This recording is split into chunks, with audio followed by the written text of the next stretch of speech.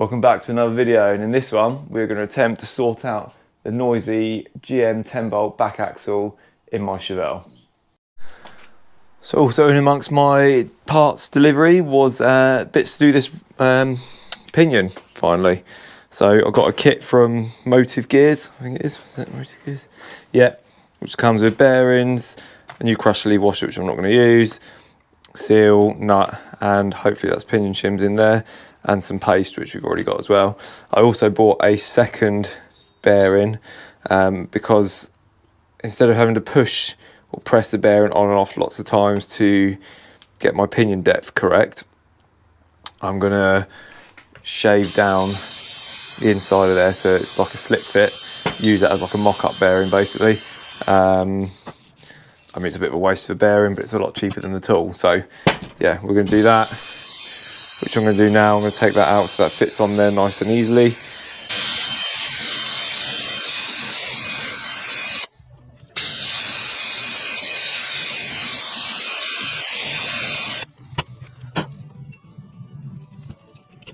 Instead of using the crush sleeve, I've gone with a Cursh Sleeve Eliminator kit, which gives you a solid spacer and then shim to get your sort of right preload on the bearings. First thing I need to do is bang the new races into the housing. So yeah, we're going to do that now, and then we can start playing around with setup, which is probably going to take me forever because I've never done it. So then, to try and get some sort of initial setup on this, I've got a couple of shims behind the bearing. I've got a new bearing, but that I've machined the inside out of so it slips on and off rather than having to press, so I can play around with the shimming to get the pinion depth right. I've then got the old inner or outer bearing, which I've also machined out of, so that slips on and off nicely. I'm not going to put I'm not using a crush sleeve anyway, but I'm not going to put the eliminator in there just yet because I'm just going to snug it up until I'm ready to set the preload up on the bearings, and then I will set it up with this one even though I'm not using it, and then I'll use the last one finally, just so I don't mess up the new bearings basically.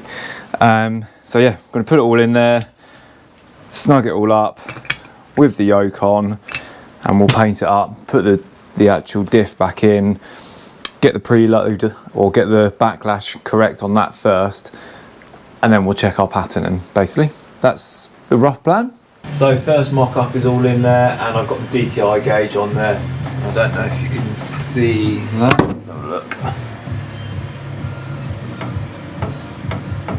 So that's showing I've got 0.1 of a mil in backlash, and which works out at about 4 thou. They recommend 6 to 10, I think. So I'm going to aim for, let's just double check that. I'm going to aim for about 8. Yeah, 6 to 10, so aim for about 8.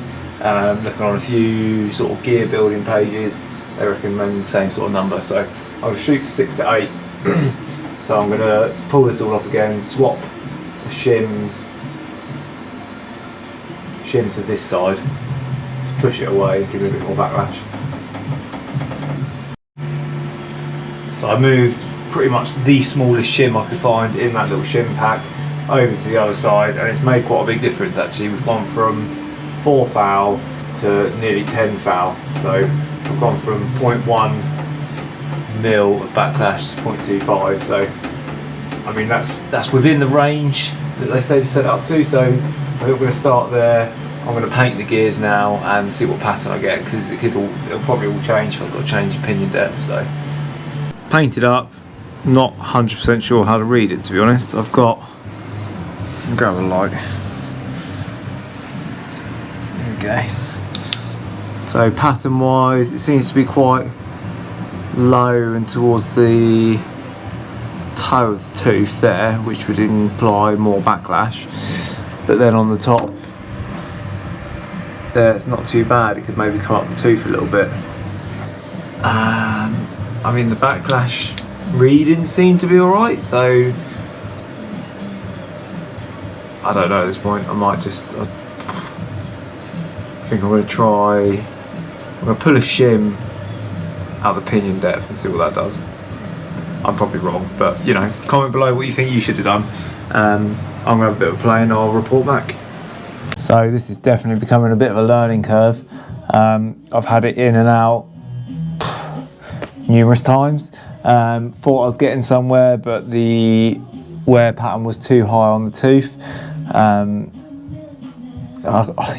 Didn't really know what to do. Did a bit more research, and I think I need to get the mesh deeper, whereas I was going shallower. So I'm kind of back to where I started, basically. We're going to go a bit deeper, see how we get on. Well, I've settled on a setup. I've been playing around with this for a few hours now, and I can't get the pattern any better, basically, no matter what I do. I thought I was getting somewhere when I was making it, making the pinion more shallow, but it was just riding right at the top of the tooth. And then I get deeper, it doesn't get any better, and then it starts hitting the actual diff carrier. And I've decided that it's probably where I am using a used gear set.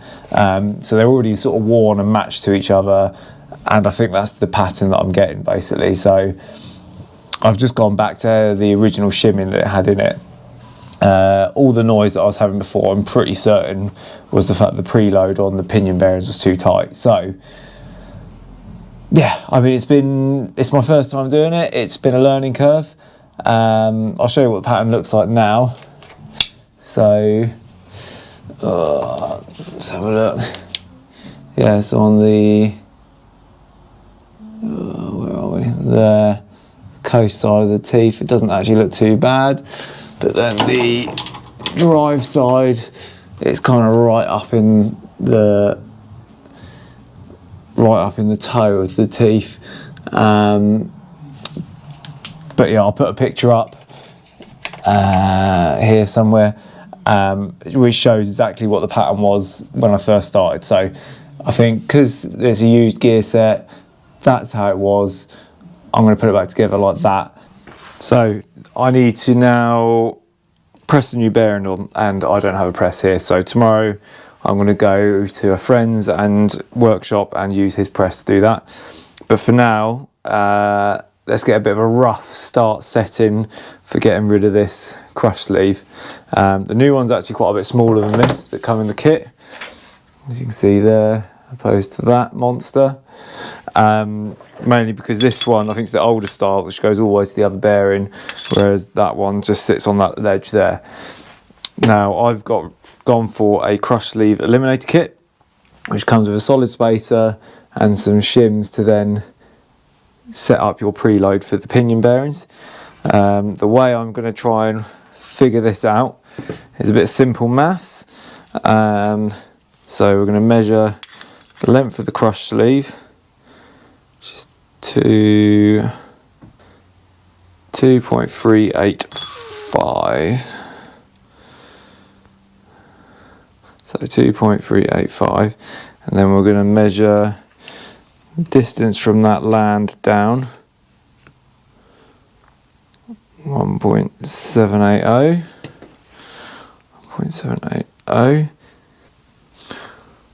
Let's double check that, because that doesn't seem to add up.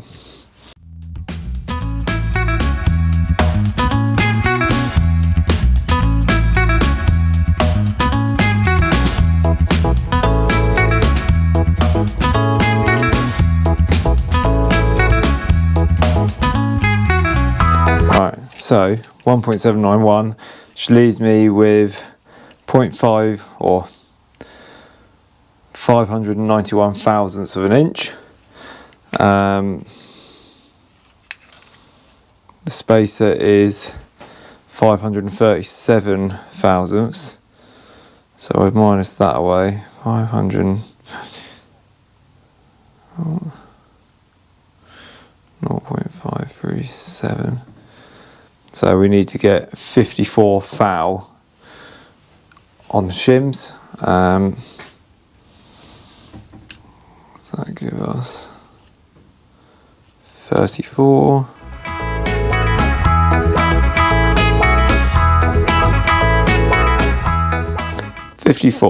So that is going to be my initial pinion spacer setup, which leaves me with one spare shim to then hopefully get our preload pretty close. We'll put it all together and I'll measure the preload and we'll go from there. So banged it all together, no new seal in there yet, new bearings, 4 shims on the spacer. That preload feels a bit tight to me. It's meant to be 10 to 12 pounds or inch pounds. See what that is. Yeah, that's floating at around 26. So I've got one more shim left. Let's put that in there and then measure it again. Several attempts later, it's not quite there, but we're getting there. What have we got there? Down to 20 inch pounds. So after much messing around, I can't actually seem to achieve the preload I want with the shim set that I've got and this spacer as it is. So if I take one out, the smallest shim out, it's too much preload. With them all in, it's not quite enough. So I'm going to take some material off this solid spacer to then achieve a smaller distance with all the shims in there. So by doing that, or how I'm going to do that, is a bit of wet and dry, and we're just going to take some material off of there. So let's have a measure up, see how big it is currently. Currently we are at 532 thousandths. So let's take that down to 530, I reckon.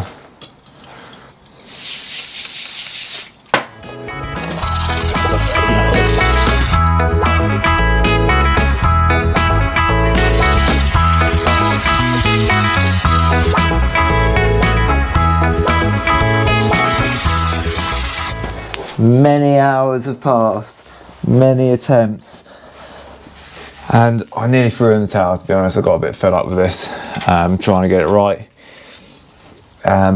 But yeah, 12 to 15 was the target, and using this gauge,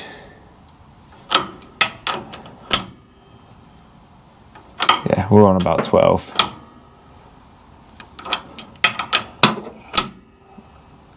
So we'll leave it at that. I'm not playing around with it anymore.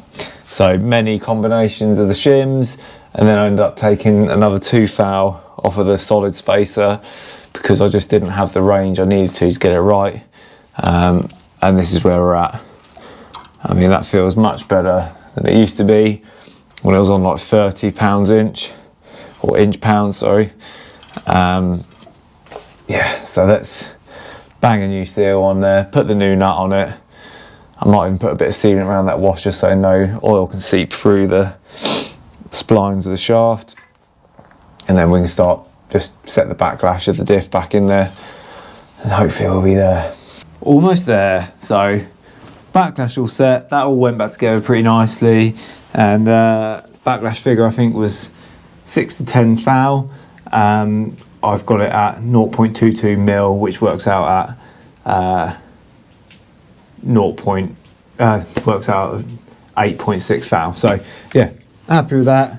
As you can see here, the old dial gauge still set up. Perfect. So all we've got left to do now is to clean the old cover up, glue it back on, and then put some oil back in it and refit the rear suspension bar, and hope for, fingers crossed, we finally get rid of this noise. Here we are then. Let's see if this is all worthwhile or not. And there appears to be no whine currently. Well, if it is there, it's not like it was.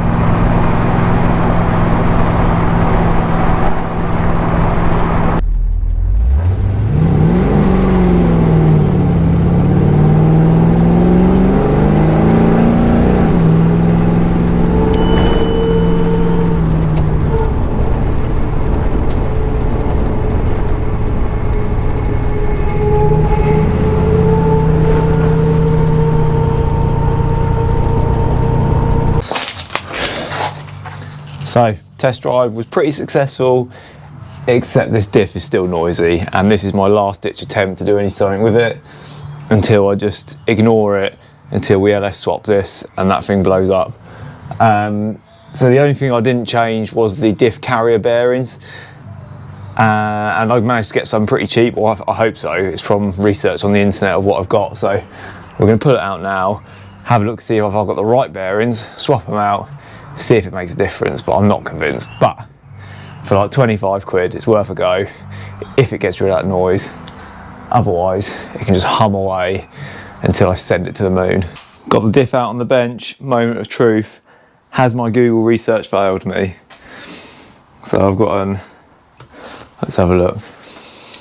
Let's bring you over to have a look as well. What have we got here? LM, you see that? 50134. These are the bearings I ordered off of what I found online. KLM 501310. Why did I trust the internet? Should have just pulled it out to start with. Anyway, let's see if we can buy those bearings and if they're any cheaper, or probably a fortune. My internet searches only half failed me. My new bearing, the outer race, is wrong, but the inner bearing is actually the one I need. So I'm not sure what happened there, but yeah, let's see if we can order that up. I've just had a quick search and I think they're the same money, so that's good. But I'm going to see if I can get just the outer race, which would be good. Got the new bearings and they are right. Even got them pressed on already. So we can see. Ta-da! So big shout out to my friend Henry at Charles Automotive Repairs. I'll put a link to his social medias in the description. Check him out. Awesome guy. So yeah, new bearings are pressed on. Didn't record any of it. Old bearings I ended up cutting off. And yeah, had to just go use a press just to put them on. So just need to put it back in the car, which I won't bother filming because we've already seen that. Get my backlash right, and then we'll try again, see if the noise is any better. I don't know if I hold out much luck, but at least I know all the bearings are new. So I haven't got any actual footage of driving the car when I did the axle, because I was actually doing multiple jobs at once. But I can safely say now it is still noisy. Epic fail. But anyway, at least I know the bearings are all good in it. I think it's just the fact that that gear set was set up wrong when it was initially put in from whoever did it. And they've just worn together and it's now just noisy. So my only solutions that I can think of is a new gear set, which I'm not doing because that axle's going to go at some point, or lapping the gears in together, which I might attempt. I don't know yet. But yeah, let me know what you think. Hopefully some of you found it helpful. Bit of an insight on what goes into doing these jobs. I'm definitely no pro at it. Yeah, if you can think of a solution why it's whining, let me know. But if not, give us a like, give us a subscribe, and we'll catch you in the next one.